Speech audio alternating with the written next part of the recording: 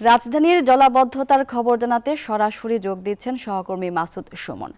আর সুমন, সকাল থেকে তো মুষলধারে বৃষ্টি হচ্ছে, এই মুহূর্তে সকালবেলা মুষলধারে বৃষ্টিতে জলজল ভোগান্তি কেমন দেখছেন?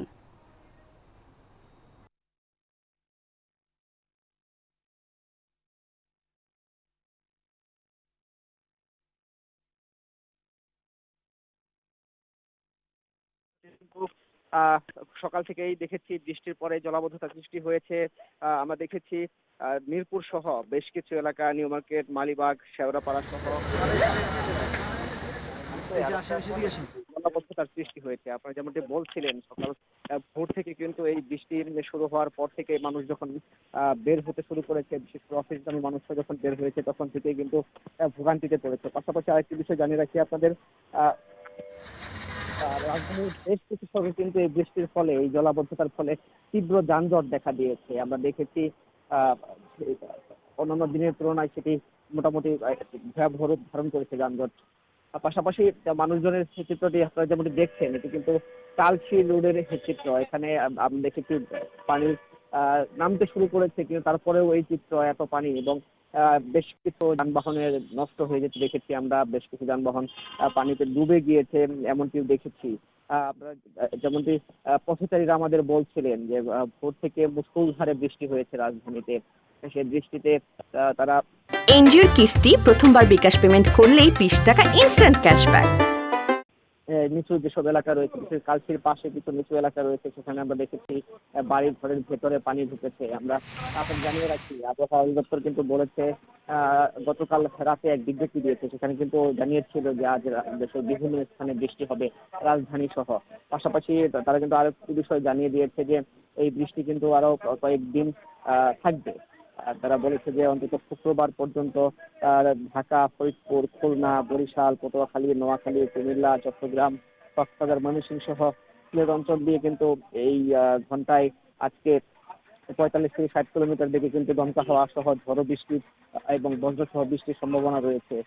পাশাপাশি তারা আবহাওয়া অধিদপ্তর থেকে কিন্তু গতকালকে রাতে এসব এলাকায় নদী বন্দর সমূহকে কিন্তু 1 নম্বর সতর্ক সংকেত দেখে যেতে বলেছে। আর পাশাপাশি আমরা আর একটু জানিয়ে রাখি যে এই পথচারী যারা অফিসগামী, বিশেষ করে আমরা দেখেছি কিছু যারা ফুটপাতে দোকান দিয়েছিল, ভ্রাম্যমান যেসব দোকান, সেগুলো কিন্তু তলিয়ে গিয়েছে। আর সুমন, আপনাকে ধন্যবাদ যুক্ত হবার জন্য। দর্শক, এই মুহূর্তে সাভারে আছে আমাদের সহকর্মী নাজমুল হুদা, যুক্ত হব তার সঙ্গে। আর নাজমুল, আপনার এলাকায় কেমন দেখছেন জলজট ভোগান্তিতে? সাধারণ মানুষজন কি রকম জলজট ভোগান্তিতে উপভোগ করছেন? মনি, আপনাকে ধন্যবাদ। আপনি যেমনটি বলছেন, এই মুহূর্তে রয়েছি আমি আশুলিয়াতে এবং ইউনিক এলাকায়। এবং আপনারা জানেন যে ইউনিক এলাকায় যে এই যে ভারী বর্ষণে সড়কের অবস্থা, আপনি দেখেন যে ভয়াবহ অবস্থা এবং তলিয়ে গেছে। এবং এইখানকার যে পোশাক কারখানার শ্রমিকরা, তারা কিন্তু মূলত বের হতে পারছে না এবং জলাবদ্ধতার কারণে দেখতেই পাচ্ছেন যে সড়কে কিন্তু এখন তলিয়ে গেছে এবং ভারী যানবাহন এবং খানাখন্দ, বড় বড় গর্ত হয়ে গেছে। এবং এখানকার যে সড়কের গুরুত্বপূর্ণ যে সড়ক, সেই সড়কে আপনি দেখছেন যে পানিটা আসলে তলিয়ে গেছে এবং যে অবস্থা, এবং কোনো জায়গায় আমরা 3 থেকে 4 কিলোমিটার যে সড়কটি রয়েছে, সেই সড়কে ভয়াবহ অবস্থা। এবং লোকজন কিন্তু এখানকার যারা মানুষ রয়েছে, তারা কিন্তু আসলে ঠিকমতো এই পানির কারণে, এটা একটা গুরুত্বপূর্ণ সড়ক, সেই সড়ক দিয়ে কিন্তু মানুষ যাতায়াত করতে পারছেন এবং ভারী বর্ষণে কিন্তু আসলে মূলত এই সড়কের অবস্থা আপনি দেখছেন যে এখন তলিয়ে গেছে। এবং কয়েকদিনের টানা ভারী বর্ষণ, এছাড়াও কিন্তু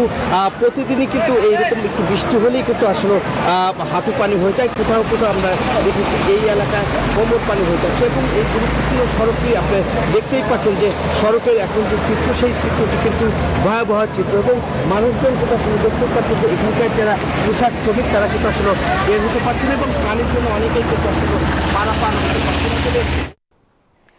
নাজমুল, আপনাকে ধন্যবাদ।